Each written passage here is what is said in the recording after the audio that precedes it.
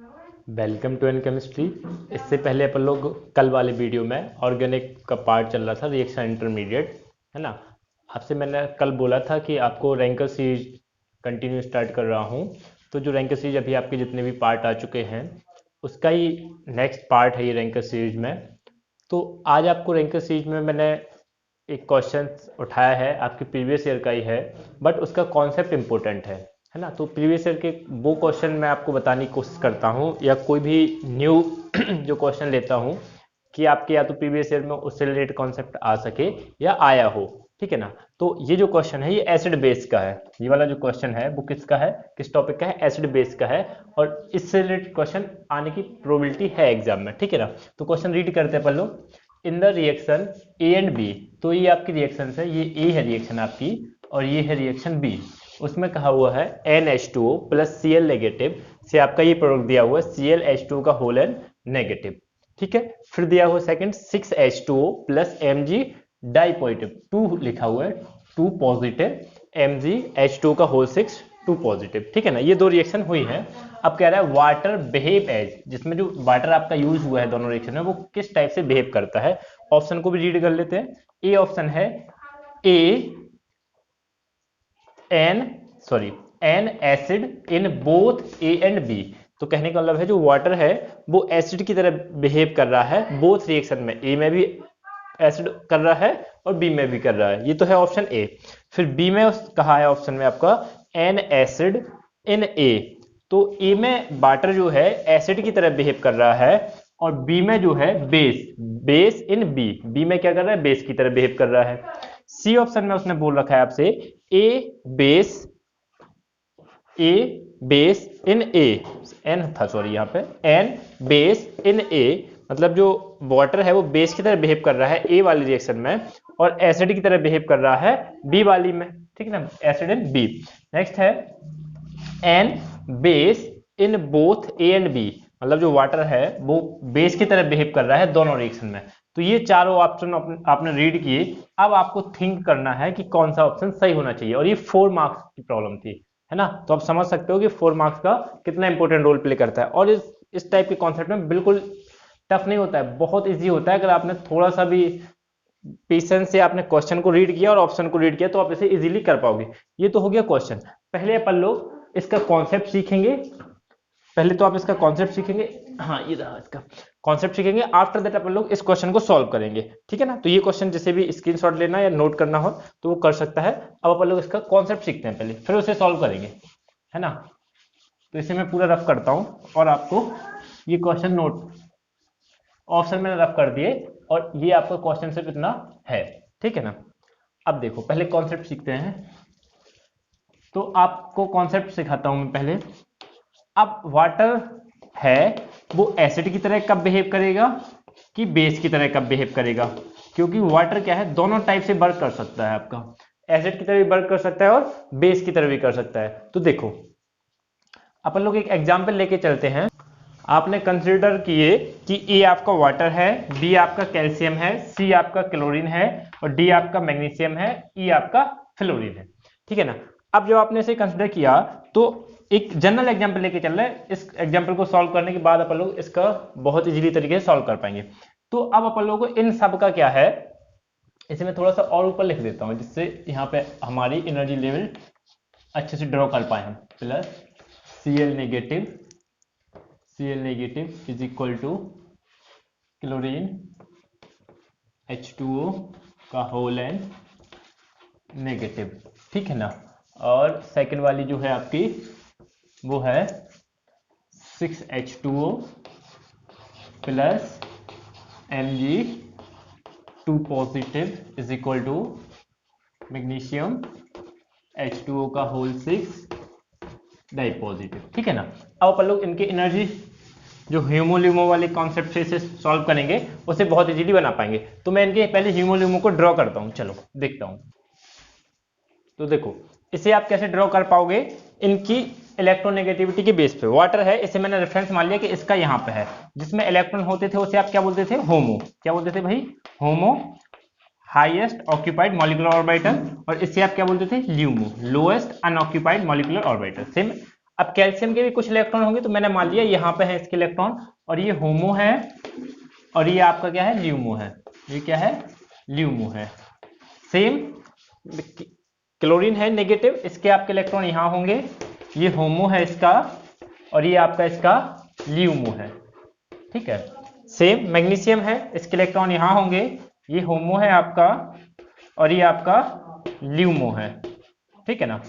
Same ये fluorine है, इसके इलेक्ट्रॉन यहाँ है, ये होमो है आपका, और ये आपका ल्यूमो है ना। तो ये सारे आपने इनके ह्यूमो ल्यूमो को बना लिया है। चाहो तो यहाँ से इस टाइप से डिवाइड कर सकते हो आप। ये इसका पार्ट हो गया, ये बी इसका पार्ट हो गया, ये सी इसका पार्ट हो गया, ये डी इसका पार्ट हो गया, और ये ई वाला पार्ट इसका हो गया। ठीक है ना। तो अब आपको देखना है कि वाटर में किससे इलेक्ट्रॉन जा सकते हैं, किससे इलेक्ट्रॉन नहीं जा सकते। तो सबसे पहले देखो, ये क्या यहाँ पे, क्योंकि ये अगर होमो ट्रांसफर करेगा तो कहाँ करेगा, यहाँ करेगा ना, है कि नहीं। और ये वाटर का हो गया, तो इसका किसके साथ देखना है आपको, पहले कैल्शियम के साथ देखना है। वन बाय वन सबके साथ देखते हैं। देखो इसमें आपका क्या था, होमोल्यूमो को आप देख रहे थे भाई, तो मैंने इसमें आपको बताया था कि इससे इलेक्ट्रॉन आप क्या कर सकते हो, इसमें ट्रांसफर कर सकते हो ना। अब देखो इसका इससे एनर्जी का गैप है, वो क्या है, लार्ज एनर्जी गैप है कि नहीं। अगर आपके होमो और ल्यूमो में एनर्जी का जो गैप है, अब देखो बोर्ड का बहुत ज्यादा नहीं था, तो आप यहां से थोड़ा सा समझ सकते हो। यहां से इन दोनों के बीच में एनर्जी का डिफरेंस आपको लग रहा है कि नहीं लग रहा है। जब इलेक्ट्रॉन का आपको डिफरेंस एनर्जी में लग रहा है, तो इलेक्ट्रॉन एक दूसरे में क्या एडक्ट बना सकता है, क्या ये दोनों जाकर के पास पास अटैच हो सकते हैं, नहीं हो पाएंगे, क्योंकि इनकी एनर्जी क्या है, एनर्जी में क्या है, डिफरेंस है, काफी डिफरेंस है। तो ये एक दूसरे से जाके एडक्ट का फॉर्म नहीं कर पाएंगे। तो अगर आपसे कोई पूछ लेता है इसमें कि इसमें क्या होगा, कि वाटर है और सी है, तो ये क्या करेगा, कैल्शियम के साथ है तो क्या करेगा, इलेक्ट्रॉन का ट्रांसफर करेगा। क्यों, एनर्जी गैप है, तो इलेक्ट्रॉन तो जंप करके जा सकता है ना दूसरे में, लेकिन एडक्ट नहीं बन सकता। एडक्ट कहने के लिए दोनों पास पास में नहीं आ सकते हैं। तो इसमें क्या होगा, इलेक्ट्रॉन का ट्रांसफर होगा। क्या होगा भाई, इलेक्ट्रॉन ट्रांसफर होगा। तो पहली वाली बात क्लियर होगी। चाहो तो आप इसे केस बना के लिख लीजिएगा कि जो वाटर है और कैल्शियम है, इसके साथ क्या होगा, इन दोनों में इलेक्ट्रॉन का ट्रांसफर होगा। इतनी बात क्लियर है। अब देखो ये तो हो गया फर्स्ट केस। अब मैं इसे रफ करता हूं और दूसरे वाले को देखते हैं, क्योंकि इसे इसके साथ कंपेयर करना, तो यहाँ पे बहुत ज्यादा पास पास आ रही है ना। तो देखो ये इतना हो गया। अब आपको किसे किसे कंपेयर करना, अभी किया आपने ए और बी को, तो आपने क्या कह दिया, इन दोनों में क्या होगा, इलेक्ट्रॉन का ट्रांसफर होगा। ए और बी में क्या होगा भाई, इलेक्ट्रॉन का ट्रांसफर होगा। अब आपको देखना है ए एंड सी। अब आपको क्या देखना है, ए एंड सी देखना है। अब आपको जब ए और सी देखना है, तो देखिए इसे और इसे देखो। अगर आप इससे सीधा इसे डॉटेड डॉटेड करते जाओगे, तो बिल्कुल सेम लाई कर रहा है ये कि नहीं कर रहा है। ये आप डॉटेड करते करते जाओगे तो यहाँ पे सेम लाई कर रहा है कि नहीं। तो होमोल्यूमो की एनर्जी में गैप है क्या, कोई भी होमोल्यूमो में कोई भी गैप है क्या, नहीं है ना। तो जब होमोल्यूमो में कोई गैप नहीं है, तो ये क्या करेंगे, एडक्ट फॉर्मेशन करेंगे। क्या करेंगे, आपके एडक्ट का फॉर्मेशन करेंगे। क्या बनाएंगे आपके, एडक्ट।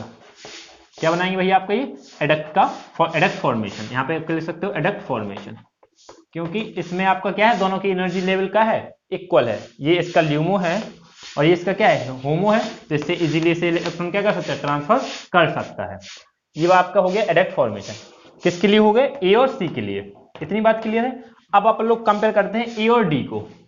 ए और डी को अभी इसके बाद अपन लोग थोड़ा सा और इसमें क्लियर करेंगे, तो अपन लोग ये बताएंगे कि कौन एसिड है कौन बेस है। पहले इतनी बात समझो कि ये इसमें एडक्ट बन सकता है, ठीक है ना।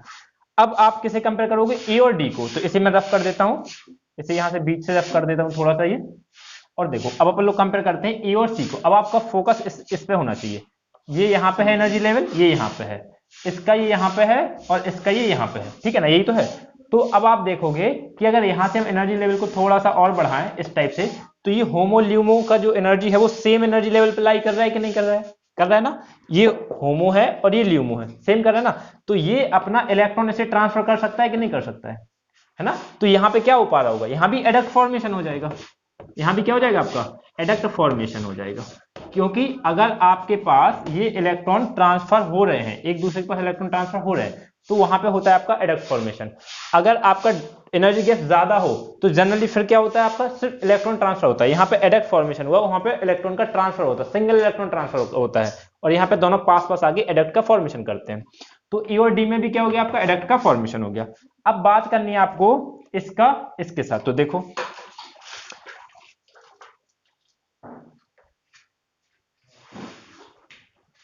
देखो भाई, तो अब क्या है, इसका जो वाटर है इसका इसके साथ देखो, इसकी इसके साथ एनर्जी देखो आप, अगर यहां से आप इसमें देखोगे तो एनर्जी लेवल यहां जाएगा, ये इससे भी क्या है, बहुत नीचे है। अगर आप इसे रफ कर देता हूं मैं, ए और डी को रफ कर देता हूं, ए और ई को कंपेयर करना है, बहुत इजीली तरीके से समझिए। अगर आपने एनर्जी लेवल देखो ऐसे बढ़ाते जा रहे हैं हम, तो देखो इन दोनों के बीच में क्या है, एनर्जी का गैप है कि नहीं है, इन दोनों में एनर्जी का गैप है कि नहीं, क्योंकि होमो यहाँ पे है, ल्यूमो यहाँ पे है ना, एनर्जी गैप है, तो इसमें भी फिर क्या होगा, एनर्जी गैप लार्ज, यहाँ पे लिख सकते हो एनर्जी गैप लार्ज, देन क्या होगा इसमें, इलेक्ट्रॉन ट्रांसफर। तो आपका क्या हो जाएगा भैया, आपका इसमें इलेक्ट्रॉन ट्रांसफर होगा। इतनी बात क्लियर है। तो कहने का मीनिंग ये है कि अगर एनर्जी का गैप लार्ज है तो इलेक्ट्रॉन सीधा क्या होगा, सिर्फ ट्रांसफर होगा एक इलेक्ट्रॉन। और अगर आपके दोनों एनर्जी कंपेरेबल है, कंपेरेबल मतलब इक्वल को ही हम कंपेरेबल, अब इक्वल मतलब ऐसा नहीं 5 इक्वल टू 5, 5 इक्वल टू 5, ये बिल्कुल 100% इक्वल है। अब हम एक अप्रॉक्स लेंगे, जैसे 5 इक्वल टू अप्रोक्सीमेट 4.8, तो हम इसे 5 कंसीडर कर सकते हैं, तो इसे बोलते हैं कंपेरेबल। तो इनकी अगर एनर्जी कंपेरेबल है तो क्या होता था, एडक्ट फॉर्मेशन होता है, और अगर एनर्जी के गैप लार्ज है तो क्या होगा, सीधा इलेक्ट्रॉन ट्रांसफर होगा। इतनी बात क्लियर हुई। इस एग्जांपल से अपन लोगों को इतनी सी बात समझनी थी। तो अब आपने इसमें क्या क्या देख लिए, ये कैल्शियम देखा, क्लोरीन देखा, मैग्नीशियम देखा और फ्लोरीन देखा। अब हमारे क्वेश्चन में क्या था, अब उस पे आ जाते हैं। ये ए था और ये आपका बी है ना। तो जब ए और बी को कंपेयर करना है तो देखो, अब हम इसे रफ कर देते हैं, इतना सिर्फ इसकी बात कर लेते हैं अपन लोग। हमारे पास था वाटर और था मैग्नीशियम और था ये क्लोरीन, हमारे पास था ए, सी और ए और डी। तो अब देखो, अब अपन लोग इसे देख रहे थे, है ना। तो अब आप देखोगे कि वाटर के साथ 4 ऑप्शन थे आपके पास, है ना, कितने ऑप्शन थे, 4 ऑप्शन थे। तो अब आप देखोगे कि वाटर यहां पे है और पहले क्या है, क्लोरीन वाला है। तो वाटर और क्लोरीन का देखो एनर्जी लेवल, अब मैं इसे रफ करता हूं कैल्शियम वाले को, ये तो समझने के लिए था एग्जांपल। इसे देखो, अब जब ये आपका यहाँ पे है ल्यूमो और यहाँ पे है होमो, क्या हो रहा है, ये होमो है, इनकी एनर्जी क्या है, कंपेरेबल है, इक्वल है। तो अब आपका होमो से क्या होगा, ल्यूमो में ट्रांसफर हो सकता है, इजीली हो सकता है ना, क्योंकि एनर्जी क्या है, बहुत कंपेरेबल, पास है, तो इजीली इससे इलेक्ट्रॉन क्या कर सकता है, ट्रांसफर कर सकता है, दे सकता है, एडक्ट फॉर्मेशन कर सकता है। तो जब एडक्ट फॉर्मेशन हो रहा होगा तो एडक्ट फॉर्मेशन के लिए क्या चाहिए भाई, अब आप देखोगे कि क्लोरीन है क्या, नेगेटिव। जब ये नेगेटिव है तो ये क्या करेगा, इसमें इलेक्ट्रॉन, इसके पास तो चार्ज है, और चार्ज क्या होता है, न्यूट्रल से ज्यादा इलेक्ट्रॉन डोनेट कर सकता है। तो ये जब इलेक्ट्रॉन को इसमें डोनेट करेगा तो वाटर के पास क्या होना चाहिए, वेकेंट ऑर्बिटल होना चाहिए, है ना।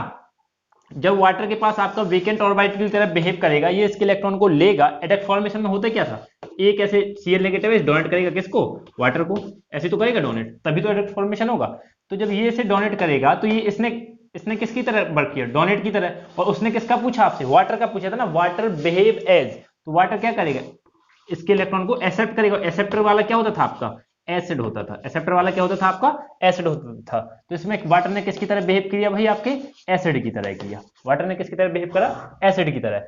अब बात कर लेते हैं इसकी, मैग्नीशियम की। तो अब देखो, अब मैं इसे रफ करता हूं, अब इसे, अब देखो मैग्नीशियम को, ये वाला है, ये इसकी रहने दो, ये होमोल्यूमो, इसका ये है और इसका ये है। तो देखो, अब आपने इसमें देखा था इसे और इसे देखो, अब आपने देखा था इससे कहां जा रहा है, ये इसके एनर्जी क्या है, इसके कंपेरेबल था। अब इसका क्या है, होमो, और इसका क्या है, ल्यूमो।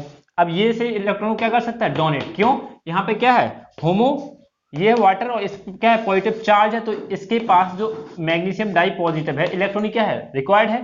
तो एडक्ट जब फॉर्मेशन करेगा तो कैसे बनाएगा, ऐसे तो बनाएगा, OH2 और Mg डाई पॉजिटिव, तो ये क्या बनेगा, इसमें एडक्ट बनेगा।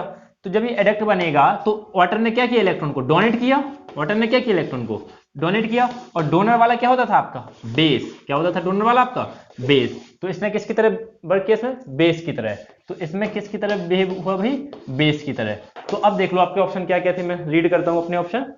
तो इसमें आपके ऑप्शन ए में था आपका an acid, A and B. तो ये तो गलत था, दोनों में एसिड की तरह बिहेव नहीं किया, क्योंकि एक में एसिड की तरह किया, एक में बेस की तरह किया।